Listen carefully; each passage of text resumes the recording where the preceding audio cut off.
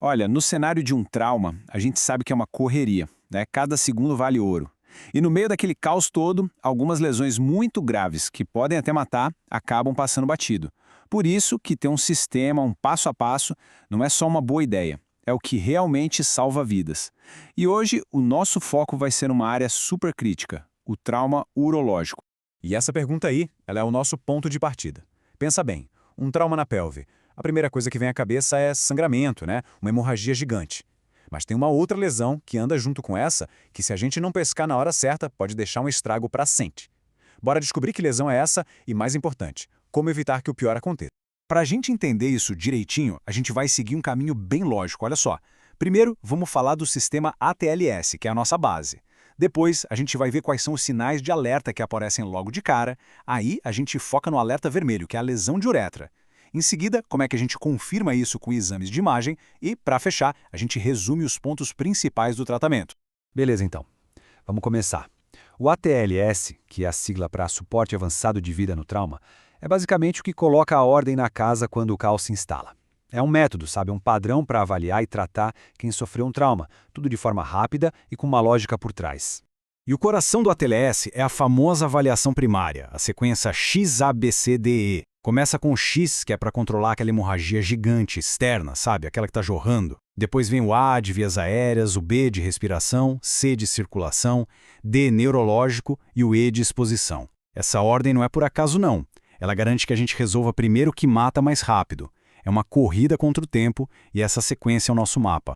E enquanto a equipe está seguindo esse passo a passo, eles estão, na verdade, agindo como detetives, procurando pistas o tempo todo. Porque alguns sinais bem específicos podem ser a chave para descobrir lesões que estão escondidas, e quando o assunto é trauma de pelve, essas pistas são, cruciais para a gente pensar, opa, pode ter algo errado no sistema geniturinário aqui.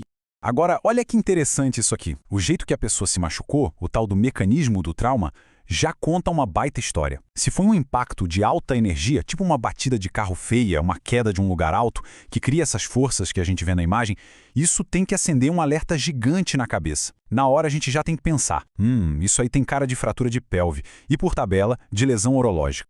Ok, e aí, na hora do exame físico, estas aqui são as bandeiras vermelhas que a gente procura.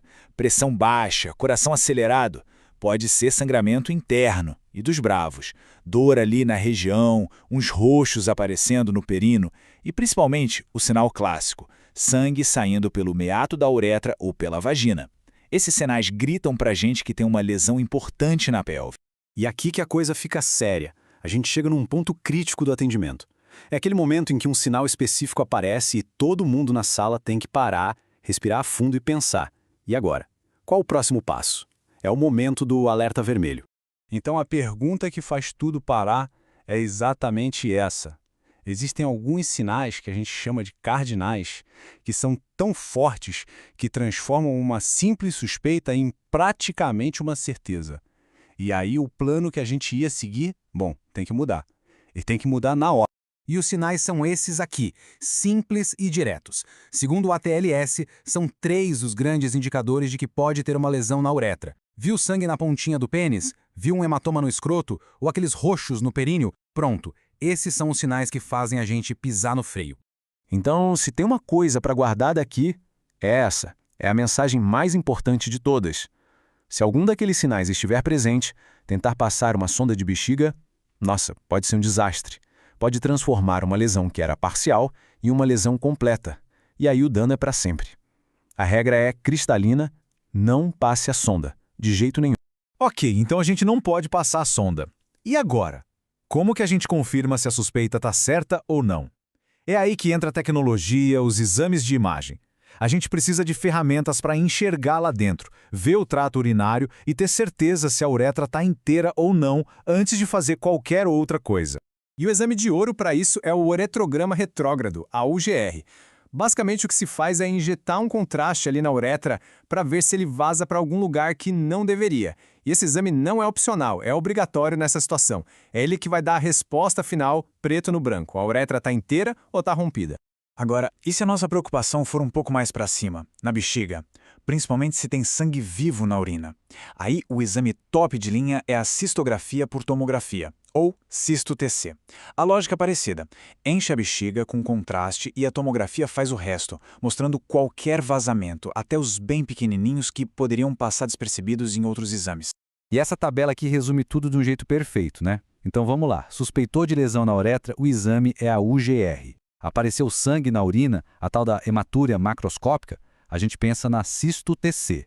Agora, se a suspeita é lá em cima, nos rins ou nos ureteres, aí o caminho é uma tomografia com contraste. Fica bem claro, né? Para cada suspeita, tem o exame certo. Beleza, já vimos como suspeitar, como diagnosticar. Agora vamos juntar as peças do quebra-cabeça. Depois que a gente identifica o problema, quais são as regras de ouro, os princípios que vão guiar o tratamento dessas lesões que são bem complicadas? Basicamente, são 4 pilares.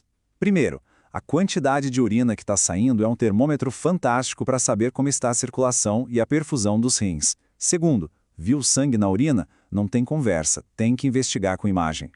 Terceiro, suspeitou de fratura de pelve? Deixa ela quieta. Não fica mexendo, para não piorar o sangramento. E por último, chame os especialistas, o urologista, o cirurgião, o quanto antes. E essa frase aqui, ela resume a alma do ATLS, a filosofia por trás de tudo.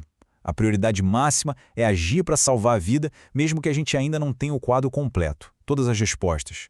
Estabilizar a pelve, parar o sangramento, são coisas que não dá para esperar um diagnóstico bonitinho, carimbado. Tem que fazer, e tem que fazer agora. E para fechar, fica essa reflexão. Seguir o sistema ATLS à risca, desde a hora de pegar aquelas pistas mais sutis até aplicar uma regra clara como não passe a sonda, é exatamente o que transforma o caos de um trauma em um atendimento controlado. É esse conhecimento, bem organizado e aplicado na hora da pressão, que faz a diferença total. A diferença entre um final trágico e uma vida que foi salva.